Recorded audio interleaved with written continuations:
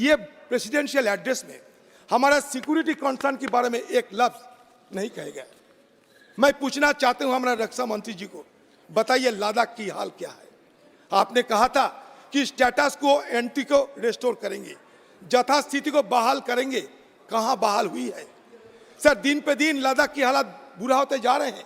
2000 square kilometre area अतिक्रमण हो चुके हैं।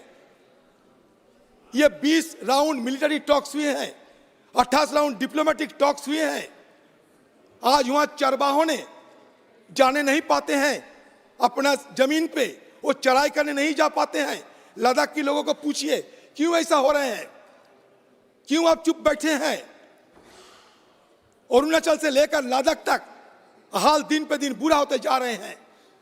जब गलवान घाटी में इस तरह की घटना घटी, जहां हमारा 20 जवानों को शहादत देने पड़ी, आपने कह दिया, सर्टिफिकेट दे दिया, कोई नहीं घुसा, कोई घुसा हुआ नहीं है। इसमें सबसे बड़ा अगर हिम्मत किसी को मिली है तो चाइना को मिले।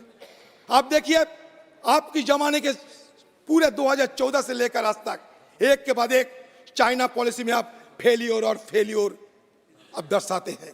2014 में देखो, 2017 में देखो, 2019 में देखो, 2022 में देखो, कभी डोकलाम, कभी लद्दाख, कभी अरुणाचल, एक के बाद एक देखते जाइए। हमारे फॉरेन पॉलिसी में और सिक्योरिटी हालात दिन पे दिन बदतर होते जा रहे हैं। आपको ये नहीं सोच आ रहे हैं? आज मालदीव में क्या हो रहे हैं? अब मालदीव में क्या हो रहे हैं? इंडिया आउट नारा लगाते हुए एक चुनाव होते हैं, और आपका अजित डोभाल कहां थे उस समय 1966 में? अध्यक्ष महोदय, श्री अधीर रंजन जी चौधरी ने चूंकि मेरा नाम लिया है इसलिए मैं खड़ा हुआ हूं। जो कुछ भी इन्होंने कहा है चीन के संबंध में और साथ ही साथ भारत और चीन बॉर्डर एलएसी के संबंध में जो कुछ भी कहा है, उससे मैं पूरी तरह से असहमति व्यक्त करता हूं, उसको मैं खंडन करता हूं।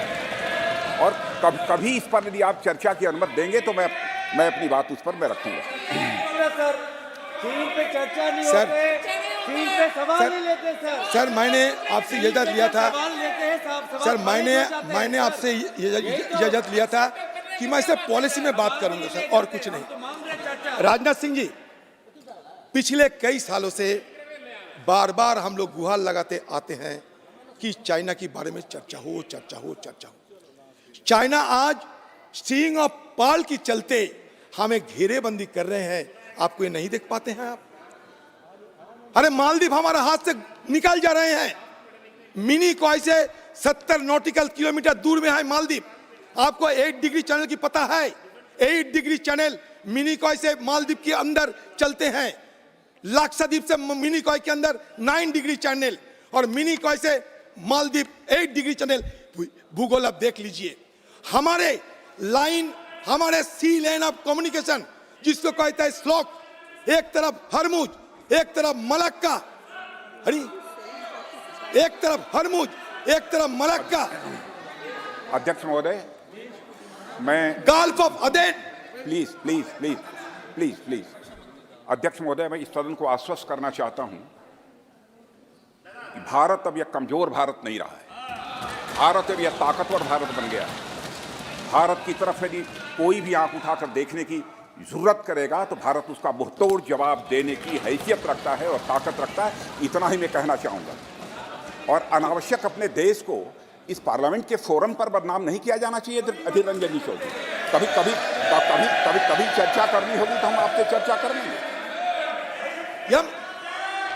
मैं कोई मानगढ़ंत बात नहीं करते। राजनाथ सिंह जी, भरोसा रखो, मैं भी एक शेक होल्डर हूं इस सरकार की, देश की। मैं जो कहे जाते हैं, ये औपचारिक तरीके से जो कहे जाते हैं, पेपर में कहिए, टीवी में कहिए, उसी को मैं जिक्र करते हैं। अधीर रंजन जी, रक्षा मंत्री जी ने आपको स्पष्ट कर दिया इस विषय पर कि हम कोई भी चीज पर समझौता न करते हैं, न करेंगे। और मैं यह भी अध्यक्ष महोदय यह भी स्पष्ट कर देना चाहता हूं, यदि यहाँ पर भले ही इनकी पार्टी की सरकार होती, कांग्रेस की सरकार होती, यदि देश के मान सम्मान और स्वाभिमान का प्रश्न रहता तो हमारी पार्टी पुरजोर तरीके से साथ खड़ी रही है और आगे भी वह खड़ी रहती। इस तरीके से इस पार्लियामेंट के फोरम पर अपने देश को बदनाम करना, इसका कोई औचित्य नहीं है अध्यक्ष महोदय। इनकी इस अप्रोच को मैं कंडेम करता हूं। सर बोलने तो दीजिए। सर कांग्रेस पार्टी की तरफ से मैं बड़ी दावे के साथ कहते हूं, मेरा नेत्री यहां मौजूद है, देश की रक्षा के लिए सर एक कांग्रेस पार्टी आपके साथ खड़ा है। आप निश्चित रहिए, आप सब लड़ते जाइए। आप लड़ते नहीं, इसीलिए हम आपको जिक्र करते हैं, लड़ते नहीं हो। आपको लगता है डरपोक होते जा रहे हैं, इसलिए हमें चिंता हो रहे हैं। आप लड़ते जाओ, मैं नहीं, सारे देश आपके साथ खड़ा होंगे। आप नकार नहीं सकते। आज मालदीव में चाइना रिसर्च शिप पहुंचा है, आज मालदीव में। अब बताइए, हाइड्रोग्राफिक सर्वे बंद हो चुके हैं, हमारा फौज को वापस के लिए हुक्म दिया गए हैं, और इंडिया आउट के नारा पर एक देश में चुनाव होते हैं जो हमारी देश से सिर्फ 70 नॉटिकल किलोमीटर दूर में है। आप चुप क्यों बैठे थे? क्यों आप चुप बैठे थे? क्यों भूटान के साथ चीन का रिश्ता बढ़ रहे हैं? क्यों? हमारे गलती कहां? देखो अधीर रंजन जी, अब बढ़ो आगे।